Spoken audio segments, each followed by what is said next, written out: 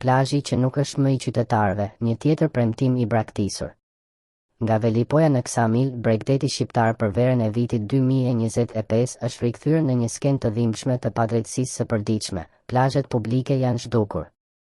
Aty ku dikur qytetarët rrinin me peshqiret e tyre mbi rërën e nxehtë, sot janë ngritur perandorit e çadrave dhe shezlloneve private. Prej shëngjinit në jug të skajshëm, çdo metër katror është zaptuar. Hapësira publike është shkrirë si akulli në ndjellin e korrikut. Por çfarë ndodhi me premtimin? Në fushatat elektorale të Partisë Socialiste me në kryeministrin Edi Rama, qytetarëve ju premtuan një gjë e thjeshtë: plazhe publike, plazhe pa pagesë, plazhe për të gjithë. U fol për rregulla të reja, për standarde, për një Shqipëri që i kthehej qytetarëve të saj. Sot, ky premtim mbetet një ironi e hidhur që i bie fytyrës çdo qytetari që guxon të kërkojë një vend të lirë ku të vendos çadrën e tij. Pamjet nga Durrësi për sezonin veror 2025 flasin vetë.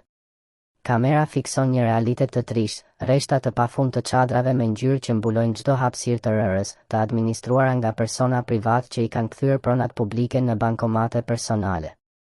Nuk ekziston më zona e lirë për qytetarin.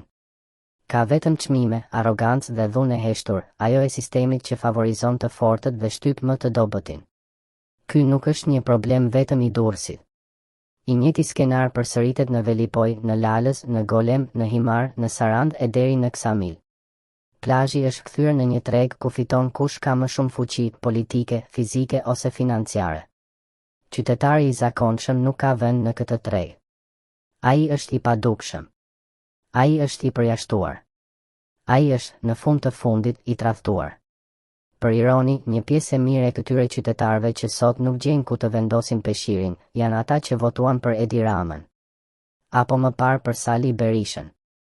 Janë ata që besuan, shpresuan, ose më keq, pranuan me heshtje që shpresa të përdoset. Ata që pranojnë të mos kenë zë. Ata që nuk reagojnë kur u grabitet deti. Por ky nuk është vetëm dështim i politikës. Është dështim shoqëror. Është prova më e qartë se jemi një shoqëri që nuk vetëm mbrohet, që nuk proteston, që nuk i do as të tjerët, as Shqipërinë, por as veten.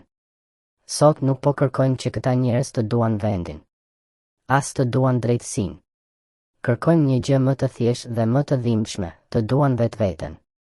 Sepse nëse do të donin veten, nuk do ta lejonin askënd tua grabiste bregdetin.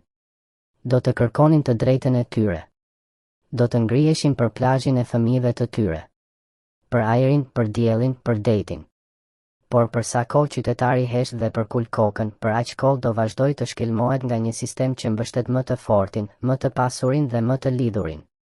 Në fund të ditës, pyetja mbetet, a do të vazhdojmë të jetojmë si të huaj në vendin tonë?